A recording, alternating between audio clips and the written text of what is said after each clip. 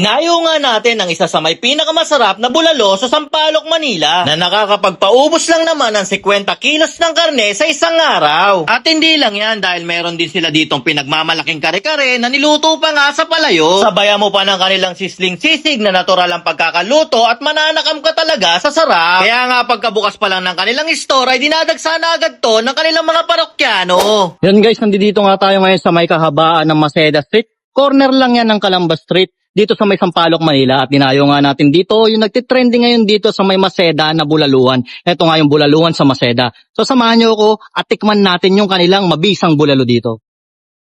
Boss, magandang gabi boss. Boss, anong pangalan mo? Bossing ko, ako po di Rail po, ang owner ng Bulaluan sa Maceda.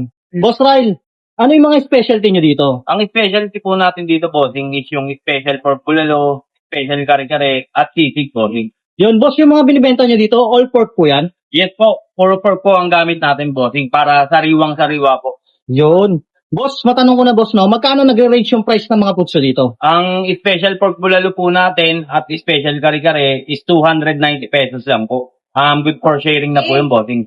Yun, matanong ko na rin boss, anong oras kayo nag-o-open dito? Open po kami araw-araw, 4 p.m. to 11 p.m. po. Yun, sige boss, pwede po bang pa-order ako ng kare-kare? Yung bulalo, tsaka yung sisig niyo boss? Yes po, bossing. Sige po. Wait ko na lang po boss. Thank you. Salamat po, bossing. Yan guys, no? Tikman na natin. Ito yung masarap dito, no? Kukunin na natin to, yung kanilang maro. Yan.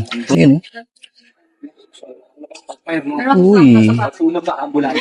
Yan, tikman natin. Siyempre, tikman muna natin yan. Yung kanilang sabaw. Ang linamnam. Tama-tama yung alat. Pasok na pasok yung ano niya, yung sabaw niya. No? Malinamnam. Sabaw pa lang, ulam na. Ngayon, siyempre, masarap dito. Ito yung pinakagusto ko dito. Yung papangasin mo yung buto. Yan, kuha ka na sa usawan. Boom. Yan, tiba natin. At binabasag ko siya. Naparami ko yung ano. Lagay din natin sa kanin, no? Wow. Sarap na ito. Saga pa ito sa palengke. Yan, ito mga din yan. Kunyari, liglang. Boss kagat. Season lang naman yun. Ano, mapagod mo nyo. Siyempre, tikman din natin yung kanilang kare-kare dito. Ito guys, oh. Yan. Salsa pa lang. Tapos, lagyan natin ng Ano lang yan, walang mic yan. bagoong alamang. Pinapilitan ng ulan para sa bang. Ako naman sa kanto ng bahay. Nasa kanto ko. The best guys. Lasang-lasa mo yung peanuts, tamang-tama yung timpla niya. Lalo-lalo na pag nilagyan mo ng kanilang bang malakasang bagoong alamang. No? At ang uling titikman natin dito yung kanilang sisig. Yan. Pork din yan. Wala tayong pinalagay na mayonnaise o kahit ano yung margarine, wala. Ito lang. Man natin. Galing mo salita eh. Ayan eh. Ako mga sa kanya, minsan yung salita sa magluluto.